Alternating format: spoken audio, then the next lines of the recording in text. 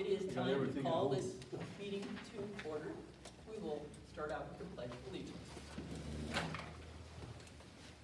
I Pledge allegiance to the flag of the United States of America and to the republic for which it stands, one nation under God, indivisible, with liberty and justice for all. Okay. And this is the Lewis and Clark Augusta Government Day, and today's date is November 14th, 2025. I'm Candace Payne, the chair of this little operation. To my left is Tom Rolfe, the vice chair, and Roger Balls, the CAO, who actually cracks the whip. Make sure we get here on time. To my right is Andy Hunthausen, and to his right is Kevin Horn. I knew it, and then you looked at me and I lost it. And Jacob Miles is here from the health department. Good morning, Jacob. Glad you're here. Okay, what else? That's everybody? Okay, moving right along. We'll start with the reports. And the sheriff is not here again this month. The sheriff report. Who's gonna do our jokes? Never mind, Leo, we'll get you next time. Public Works, Kevin, do your thing.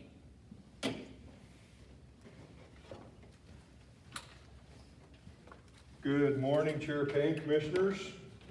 Good morning, everybody else as well. I got a couple different things to go over with you guys today. Some project updates. I got a little educational piece that I have some handouts for you guys. Starting first, I guess, with I apologize, Chair Payne. My name is Kevin Horn, for the record, with Public Works. Forgot about that. Anyhow, starting with some of our road stuff, you know, Lewis has got things in pretty good shape right now, I think, for everybody. If anybody knows about anything, let me know. I'll get it passed on to him for sure. He'll keep, you know, next week's looking pretty good weather-wise, so he'll continue with grading all over the place until he can't grade anymore. George is going to help him again this year, George Bonzer. On the bad snow days. Lewis got a brand new plow truck, so you guys kind of heard we talked, I don't know, since maybe 2021 on some of these trucks that we were ordering, so it's a pretty big truck. He actually has to build kind of a little ramp for it. It's really tall, all-wheel drive, four-wheel drive, front and back. Pretty nice snow plow for you guys up here. So that is delivered now. He also has his grader up here with all the snow equipment on it. And if things do get tough, as always, we'll send up a second grader for George to help out. So we're kind of in between seasons right now, between fall and winter. And last I talked to him on yesterday, he just said he's going to try to grade everything he can and keep grading as long as he can. So on our bridge side, I do have some things to talk about on some upcoming projects. First, I wanted to maybe pass a couple of these down the aisle for you guys just to kind of have a look-see at as I'm talking through this, and then I'll get back to it. Starting with Augusta Clemens, that bridge has been fully funded. I know you guys have talked a little bit about this. Director Chambers has. That's a 1915 structure. We were able to get Montana Coal Endowment Program money in the amount of $750,000, and we also acquired Senate Bill 536 money in the amount of $793,700. So we have been funded for that bridge in the total amount of $1,543,700, and that's pretty phenomenal to get that 100% paid for through grant funding. If I might just break in a minute, Chair. Go for it, Tom. I think we need to give a credit to Representative Worth here, because he's the Vice Chairman of the Transportation Committee in the House, and he helped us get that money for the bridge. Chair Payne, Commissioner Wall, thank you for bringing that up. Thank you Representative Worth on that. We really appreciate that. That's big. And as I dive into some of this educational piece, you guys will get a little better understanding why that is so big. So Augusta Clemens, we've selected a contractor to start the design process. That will be Great West Engineering. I would reckon that design is going to probably take upwards of a year, maybe a little bit longer. And then, of course, we'll go into construction right after that. So you'll probably be looking at maybe construction in roughly around that 2027 late, maybe 2028 by the time all the design work's done. So that's good. That's one of our bridges that is in one of our over 80 bridges, 80 years old, that's in our top 6% that we've been looking at pretty hard. The other one, I had some questions Lloyd asked today, about Birdtail. Birdtail, we were going to go out for an original design after we built the detour. We have chosen now to go through the Montana Coal Endowment Program through a planning grant. We were in the process of almost having that completely submitted. The reason we chose that route rather than design, if you qualify for Montana Coal Endowment Program money, your design is not reimbursable. So rather than us put 150 grand at it right now to do a design project, we elected to try to get the MSEP funding first and foremost, so we didn't have to spend that 150,000. So that we should find out. I think if memory serves me right, around July on that Montana Coal Endowment, and then that'll get that process moving on the Birdtail. So we'll also be looking at submitting for the Montana Coal Endowment Program on that. The Montana Coal Endowment Program only funds 50% of that total cost of that structure. So we will be looking for the other 50% through either Senate Bill 536 remaining money and or House Bill 924 money, which has $50 million in it that's going to MDT. They haven't set any criteria on how that money is going to be spent on bridges yet, but believe me, our consultants and our public works department's on the forefront of that if and when they release that, of what that criteria will be. So we're looking at that hard for the Birdtail project. On your guys' sheet here, I just wanted to talk a little bit, since we were talking about grants. The first sheet you have just kind of shows the location of all of our structures. You can see Augusta is the second biggest. It's got 22 bridges in and around Augusta, only second to the ones in Helena. So second page of that has to do with our average age of bridges. So this top 6%, that's what we focused on in the last 3 or 4 years. And with all these grants, we've been successful enough to get upwards of almost $8 million in bridge replacements. So that's a combination of Montana Coal Endowment money, that's a combination of MDT off-system bridge money, and Senate Bill 536 dollars. So that's pretty phenomenal. And the reason that is, we put $300,000 into our bridge replacement plan on an annual basis. Okay, so if you take Augusta Clemens at $1.5 million, it would take us 5 years to save $300,000 a year in order to pay for that structure. That's why these grants are so important. My hat's off to Director Chambers. She's a grant wizard. When she came over from DEQ, that's how DEQ functions, is off grants. So she's been able to help us capitalize, along with Mr. Carlin, our engineer, on a lot of these dollars in the last 3 to 4 years for these structures, which is very phenomenal. We had about, I think, 8 structures that were in that over 80, and we're down to 2 now. Once we get Augusta Clemens constructed and we get Birdtail constructed, that leaves the Jack Walsh Bridge in the Sebin Canyon. Mr. Worth knows where that's at, so that'll be the next one that we'll actually go after for Montana Coal Endowment funds. Then we're actually looking really good in our bridge program. Then we're getting into the 60 to 80 year bridges. Most of them were in the 1950s, 1960s, a lot of canal bridges. Most of them are still in pretty good shape. Got good sufficiency ratings. When I say sufficiency ratings on your very last page, the sufficiency ratings are without going into a whole bunch of detail, is the overall health of the structure, okay? There's a lot of criteria that goes into to get that rating. And as you see in the red there, we have to have certain criteria and certain scores to be able to apply for that grant funding, especially with the Montana Coal Endowment Program. So that 7% up there, that red, those are the bridges that would qualify for that Montana Coal Endowment money. And if you look at the rest of it, we got 67% roughly with green. Those are all good bridges that are still in Lewis and Clark County. Yellow is getting close. That's what I was saying, that 60 to 80 year mark with some of those 1950, 1960 bridges, but they're still in good shape. So that's why the grants for us and our bridge department and our public works folks is so important. Without that $8 million, I mean, it'd take us a long time to fix one bridge. So thank you, Representative Worth, for all the hard work at the legislative level, and thanks to our commissioners, Director Chambers, and Engineer Carlin for capturing a lot of those dollars for us.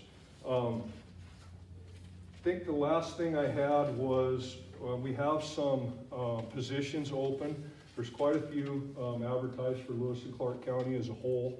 For our Public Works Department, we're still looking for an operator in Lincoln.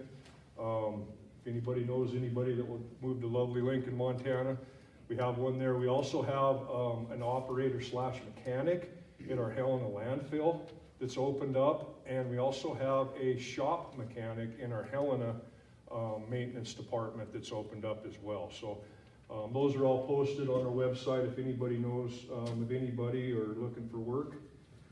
I am happy to answer any questions. That's about all I had for the group today going into winter. So, Any questions?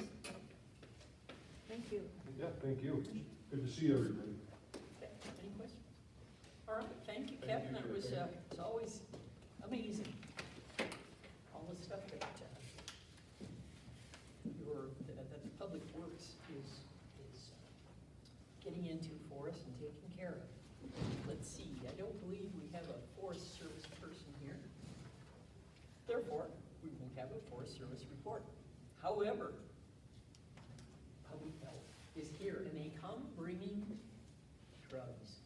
Not drugs, anti-drugs. I already gave those away. Okay. Jacob, tell us what you know. Thank you, Chair Payne, Commissioners. My name is Jacob Miles. I am the Opioid Overdose Prevention and Safer Communities Montana Coordinator with Lewis and Clark Public Health. So I run our Opioid Overdose Prevention Program, which is why we have so much Narcan down in Helena that we make available to folks. So if it's ever needed up here, please let me know, and I'm happy to bring it up. But the other half of my job that I'm here to talk about today is suicide prevention efforts that we're doing at Lewis and Clark Public Health. There was a sheet there by the sign-in table, and if you don't have one yet, let me know and I can get you one. But that is a list of the different suicide prevention items that we have procured and we make available to people in the public for free across the county. So we've got gun locks, Deterra, which is a drug deactivation kit. So if you have leftover medications that you want to dispose of safely, this little kit, you just add your medication in, a little bit of water, and then you can just throw it away in the trash. We've got lock boxes, locking prescription pill bottles to keep the prescriptions that you're currently using safe, and some handgun safes, some gun cases, a few other things. The important thing that we're trying to do is make it so when someone is in a crisis, they don't have as easy access to a lethal item such as a large quantity of medications or firearms. If someone is in a crisis, they've done some studies recently that shows that people who have attempted suicide, almost 50% of them do it within 10 minutes of deciding that they're going to. So it's not one of those things where people spend hours and hours and hours thinking about it. If they decide that they're going to do it, they're going to do it pretty quick. So that's why we want to encourage people to safely store your firearms, safely store your medications, so that way if someone is in a crisis, it's harder for them to get access to them.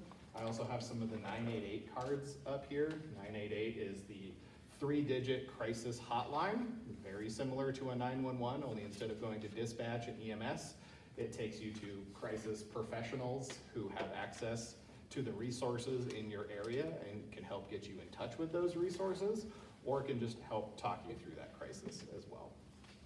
So we have a monthly meeting of our Suicide Prevention Coalition that's online via Zoom. I'm happy to share that information with anyone if you're interested in learning some of the other efforts that we have going on. In fact, here in just a couple of hours, there's a gun show going on in Helena, and a president of a local VFW branch is taking a bunch of our gun locks to the gun show so he can give them out to folks while they're shopping for their new firearms. So we are very happy with what we've been able to do. The suicide rate here in Lewis and Clark County has gone down almost every single year since 2020. It's not zero, where I would love to see it be.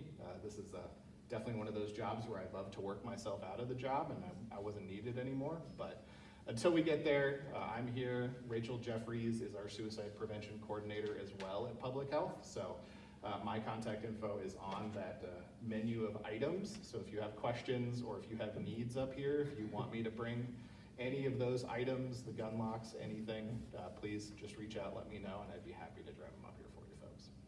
But happy to. I have a question. Sure. You mentioned that today, I think, there's some kind of a Zoom meeting? The monthly meeting is next week. It'll be Wednesday of next week.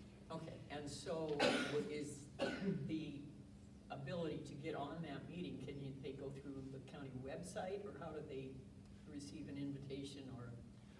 If you just give me a call or email me at my email address, which is, and contact info that's on that sheet, I will send you the information that you need to be able to get on that. I don't believe that it is on the county website by Okay, itself. I didn't think so. Do you have any questions for him? Sure, man. Jake, just maybe mention the LOSS team and Yeah. what they do. Yeah, so the LOSS team is a group of both mental health professionals and people who have lost a loved one or a friend to suicide. So when someone does die by suicide in Lewis and Clark County, the coroner and Sheriff Dutton alert us and let us know that it was a suicide death, and then our volunteers, those mental health professionals and other people who have lost someone to suicide, will reach out to the friends and family members of that person who died by suicide, so that way they can have extra support from people who know what they're going through and people who know what resources are available to help them out. So I do have some little trifold information about that as well, if anyone's interested. Thank you. Tom, do you have any questions? Nope, seems like it covered very well. Is there any questions from the public? Well, Thank you seeing so much. none. Thank you for your, it's a scary topic. Well, that is the end of the reports. Is there any report from our representative from the legislature? Do you want to say anything, Zach? If you do, you gotta go up and be formal. I'm Zach Worth. I can talk forever, but at the same token, And The who only- are you? You're Zach Worth, I'm Zach Worth. the representative. I represent House District 17 in the Montana Legislature. That's what I wanted. Thank you. We had a meeting over at Bowman's Corner with the Deputy Director Larry Flynn back in the last week of September. Jason Levine and his wife Krista were there. Also Jim Winger from out of Great Falls, a number of safety people there. They're starting to come around. What a slow pull this has been. I thought, going back to when I was a kid, and I think I've told that story before, that I witnessed the aftermath of a traffic accident there that killed 6 teenagers from Pennsylvania and New Jersey.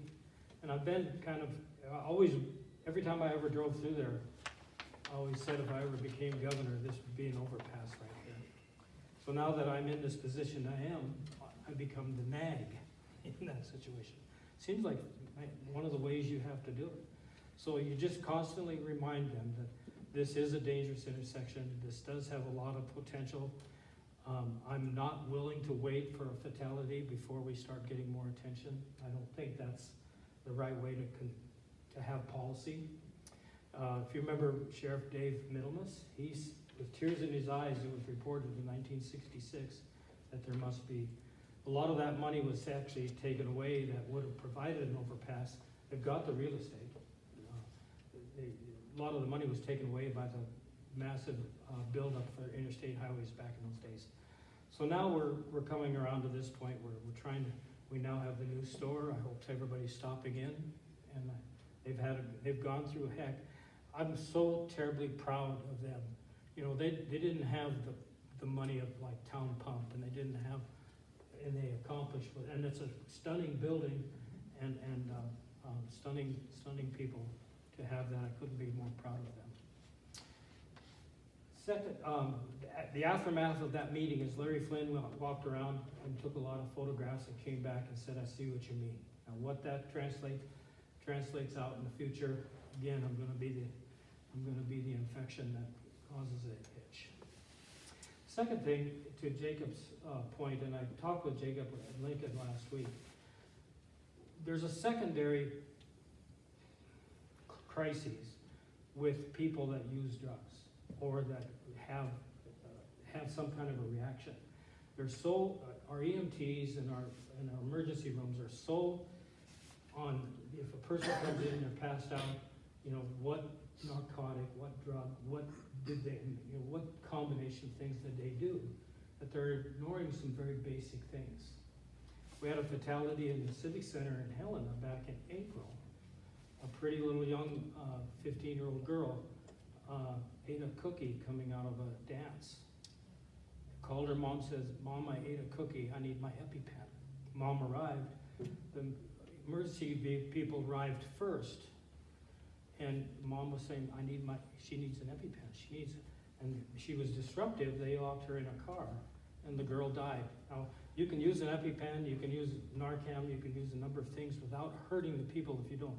So this time that, you know, the consequences of taking all the time that it takes to assess a passed out, they're missing some basic things in here. And it doesn't hurt, and confirm if I'm saying this wrong, if somebody is given Narcan and that wasn't the solution, if somebody's given their EpiPen, that wasn't the solution, it doesn't hurt. So anyway, it happened also to another friend of mine in guest of ours, brother had an asthma attack in a pharmacy, and again it was just asthma, and he died from that. So there's a secondary element to all of this. You know, everything is a person passed out on the street is not a drug addict. And so that's about what I have for now. Is that suitable? I think it's very helpful. Thank you. That. I appreciate you coming. I'm here to listen. Thank you. Is there any questions from our? I have a quick question in regards to Would you, Bowman's hey, Corner. wait, would you go up to we have to get it all recorded properly, so just Just state your ask a name. question. Okay. Careful. My name's Tim Little. I'm part of the Augusta Volunteer Fire Department and the Chamber. On your topic of Bowman's Corner, what is in the works at this point?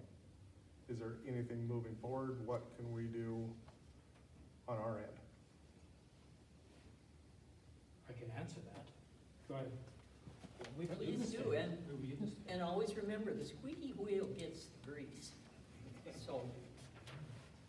That is true. I was, first of all, when I got into this job, I was very surprised that people aren't nagging the highway department about that. You can form a group, a committee that's just loosely informal, and you know, the more people here in Augusta and Shoto and beyond that can, Lincoln, that can talk to that and form that little loose committee, sign a letter, you know, that all becomes part of that, you know, needs trail. You're establishing a need, then trail. Otherwise, and what sucks away all the money is places like Billings and Missoula. You know, somebody in the last 5 or 6, 8, 10 years have built a new subdivision, and all of a sudden, a nice little road that was rural, farm to market, is all of a sudden got 700-800 cars per day, well then that money's going there for their roundabouts and their road widening. There's also a lot of pressure down on Highway 212, down to Crow Reservation and Northern Cheyenne Reservation. That's a very dangerous highway, truckers are using it, a lot of pedestrian traffic up down there. And a lot of conflict between the tribes and the state, and, you know, so that project's kind of gone back. There was actually a video film put out, 45 minutes, almost 50 minutes long. You know, all of that is agitating to get safety improvements.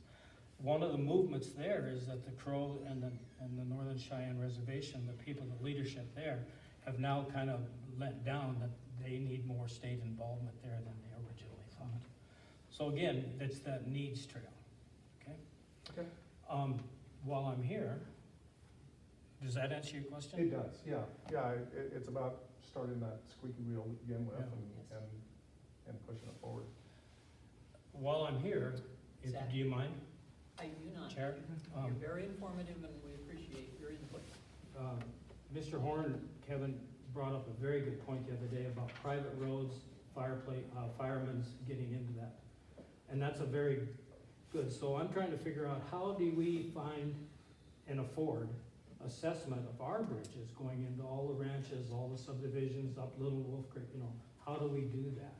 And I'm trying to come up with a solution there.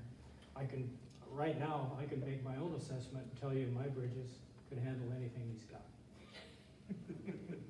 But that's not true everywhere. And so I've been trying to figure out, that's a heck of a good point. And I need to figure out how we can get private people to learn that. And in our case, I spoke briefly with Rocky about that too, and he said, well, he kind of knows. But that doesn't carry us into the future, so sorry about that. No, that's, Distracted. okay, thank you, Zach. I have a question for you related to the representative's question. It's my understanding that bridges are inspected by Montana Department of Transportation. And it's their job to tell us if there's something wrong. And that's how we ended up with the Flat Creek Bridge, sort of and so would pressure on MDT's inspectors on the bridges that Representative Worth is talking about. Is there any way we can sort of move that forward? Chair Payne, great question. Once again, Kevin Horn, everybody. MDT Bridge Bureau only inspects bridges that are over 20 foot. Oh, Okay, so what you guys see on that list is a culmination of our bridges under 20 feet that we're responsible for our inspections on with our consultants. They're not mandated by MDT Bridge Bureau. So in essence, anything under 20 feet, we handle internally in-house. Anything over 20 feet, MDT inspects. For Representative Worth, what we were talking about is all the private structures. So MDT does not have the authority or the jurisdiction to do any inspections on private structures on private property. okay. And the county likely doesn't either. Correct. So the question is getting the private landowners to cooperate with their local fire departments, and that's basically what we're worried about, is can we get the fire truck to Grandpa's house because it's across that nasty little bridge? And I'm pretty sure the individual ranchers will say, I don't need that bullshit, or something to that effect. Well, sounds like my brother, doesn't it? Yes. And so, and maybe it's a question for our local fire departments, if they could kind of get behind and sort of educate people about how important this is. I don't know, we could use some guidance here and leadership in our community, people who have bridges. Do you have any bridges out by your place? No, no bridges? Okay. Well, anyway. anyway, just a thought, and I know it's beyond my control, but this is something I hear about when I I go to the fire council meetings, and they are concerned all over the county, so. Would you care to say something? Me? He's too bashful. Okay, thank you, Kevin. Yeah, yes. Chair Payne, I might add just too, you mentioned fire council with the chiefs. That's a great opportunity. You know, I think, I'm not speaking on behalf of the chiefs, but most of the chiefs know where a lot of those, bridges are that they have to cross. None of them are load rated, none of them, you know, who knows how they were put in. They're not put into any kind of standards. So I totally agree with you that the chiefs should probably have some more active involvement within their communities for the areas that they have to take their big trucks and big tenders. Us, on the other hand, we also work with the chiefs, we work with the Forest Service hand in hand. In the event, you know, there is a forest fire or something of that nature, because some of our one-way out, one-way in bridges do have some restrictions on them that won't handle some of those big tenders, right? North Beaver Creek's a prime example, when they had that fire. So we definitely work with them. I hope I was able to clarify that for everybody of how the inspections work for MDT and the county, and nothing for the private sector. Could this be a project we ask we've got 17 volunteer fire departments in this county, and if they took on the bridges in their district and said, okay, and they can push for an inspection, or they can even use some of the money that they collect to pay for that, they might have more authority to go in on those bridges on private land than the governmental people gathered here. Chair Payne, I'm not sure that I know the answer to that question now. We can put some pressure. We'll talk to them. Okay, thank you, Kevin. You bet. Isn't this an interesting meeting? Okay, is there anything else we need to discuss? When we go to the, oh, you again. Oh, welcome. Tom Witt, I got a question for Representative. Name? Tom Witt, Elk Creek. Thank you. You see, you're talking about a roundabout, putting at Bowman's or an overpass? Something. Yeah, we just, So far, there is no answer to that question. We're long ways away from that decision. It is unlikely that it would become a roundabout. They're feeling the heat from some of their other locating roundabouts. Secondly, that really doesn't quite solve the problem quite the way that we vision it. In a perfect world, yeah, it would be an overpass. I'd be happy with just turning lanes, but. Thank you. May I add something? If you right up and say your name. Ron Law, the first thing Say again. Say your know name. how to live in Ron Law, I live here in Thank you. Augusta. Yep. First of all, I go through that area all the time. Going down there yesterday, people learn how to read. People don't have any idea how obey speed limits. They don't have to be Montanans, they can be out-of-staters. I mean, Yes. speed limits, forget it, they drive what they want. Stop signs, here in Augusta, nobody knows what a stop sign is. They may as well take them all down. As far as having deputies here, I don't think we have one, even have one here. And if we do have one here, occasionally they might enforce the laws. I think what we need, and I think we need a new sheriff. I think he tells his deputies, don't enforce them. That's all I'm gonna say. Thank you for your comments. And when I was a young man, I was in law enforcement. Our sheriffs, they told me, enforce the laws. Don't worry about losing your job, you won't. Okay. I'm not gonna say anymore. Thank you very much. Is there any further comments for this group? Well, state your name. Commissioner Payne, just for the record, have we shifted now to item 10 on the agenda?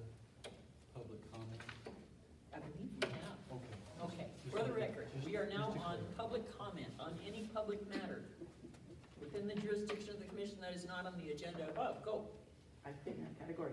Yes, you do. Susie Taylor, Blue Pine Line, Taylor Law Office, and President of the Augusta Chamber. I would just like to read a letter out to you guys. I'll be handing it off, but I just would like to have it in before the public. It's addressed to Commissioners Payne, Rolfe, and Hunthausen. On behalf of the citizens of the town of Augusta, the Augusta Area Chamber of Commerce respectfully requests your assistance with the following issues. First, Payne's Park well. Though Payne's Park is owned by the county, the chamber has maintained it for approximately 6 years with chamber dollars and chamber volunteers. There's a well on the property that's been used to take care of the grass and the trees, but like so many others in this town, it is dry. So we're asking the county to please re-drill what's there or drill a new one so that we can keep that park in good condition. It's really heavily used. Next is Highway 21 construction signage. Bridge repairs are slated to begin March 2nd of 2026 and tentatively to be completed by late June. Though the entire project occurs over just a couple miles of the highway off Augusta Y, a detour sign will be placed at Sims on the Highway 21 turn. The road will technically be open, but in reality this will become a significant deterrent to the Highway 21 or Great Falls area tourist traffic that we businesses rely on throughout the spring and summer. There are 2 roadways off of Highway 21 near Augusta, the Bob Thomas Road and Eberl Lane, which will be the only access to Augusta if you're traveling Highway 21. The state cannot put signs on these roadways during that construction, or ever, I suppose. So we're asking if Wait, the county... why can't the state? It's because it's a county road. The state can't put a sign on a county road. Okay. If you're traveling Highway 21. So we're asking if the county road department could possibly place some temporary signage on those 2 accesses, alerting a traveler that this is the access or potential access to Augusta during this project. As a chamber, we've been trying really hard to work with the PR person on this project and requested that they keep feeding us any updates. In turn, we put it on our chamber website and Facebook page, which have tons and tons of followers. But we're also asking if it's possible that the accesses might be graded. The Eberl Lane is passable, Bob Thomas Road is ridiculous. I mean, it's like a circus act to go through there, and it's really gonna be one of the 2 methods, or 2 ways that, especially the citizens who live in the 2, within the project boundaries, only way that they can get into Augusta. The Department of Transportation is supposed to be attending our December meeting here. So be sure that you are here, We'll do it, because we'll go to the source and ask them. you bet. So that's the second.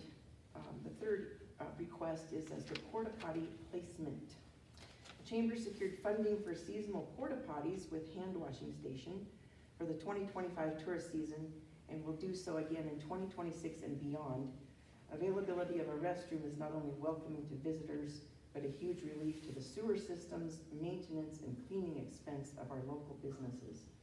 They were placed this last season on the parking lot of Allen's Mannix store. Usage was unexpectedly high, and we expect it will stay that way.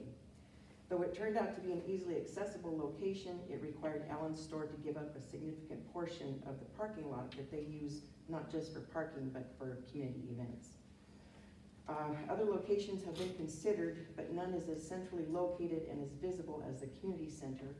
We would like to place them on the north wall of the community center so that they're as visible as possible to visitors and centrally located among the Main Street businesses. And thank you for your consideration. Thank you. Any questions? I'll give it a try. No, this is strictly public comment.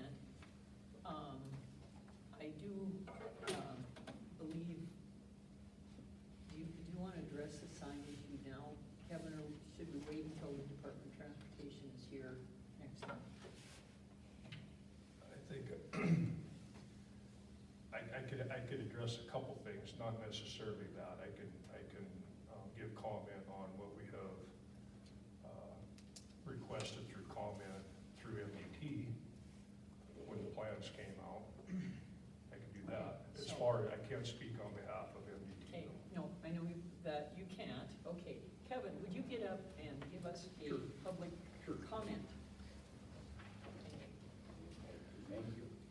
Chair Payne, Commissioners, thank you. So early on, Public Works had the opportunity to review the plans for this project.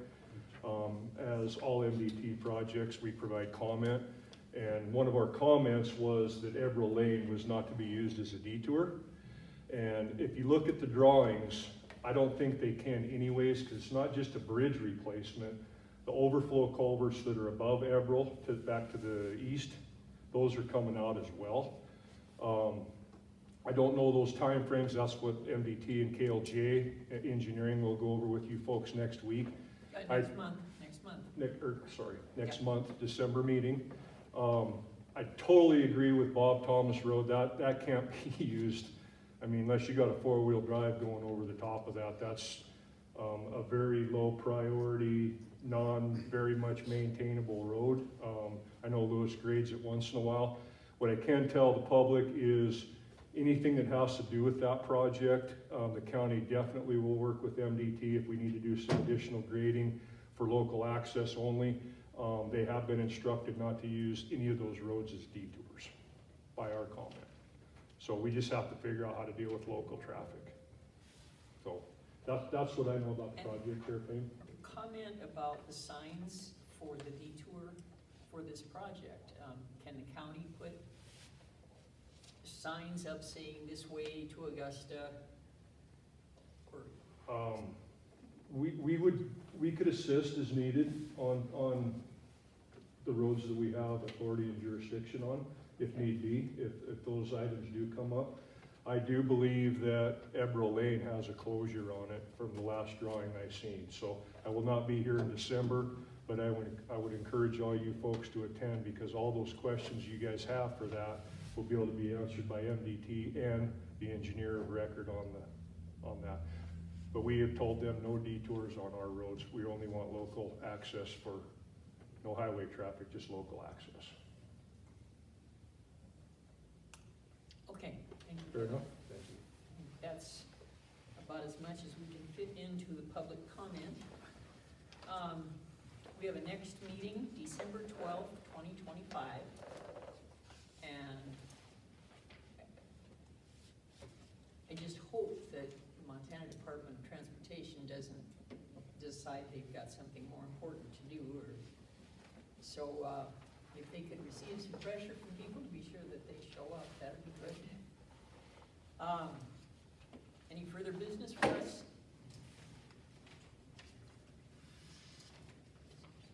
Oh, do we need a larger? I'm just making myself a note on it. Okay. Anything else? Andy? Tom? Roger? Anything? No, thank you, Commissioner. Chicken. Okay then. That being the case, we will adjourn, and thank you for coming to this meeting.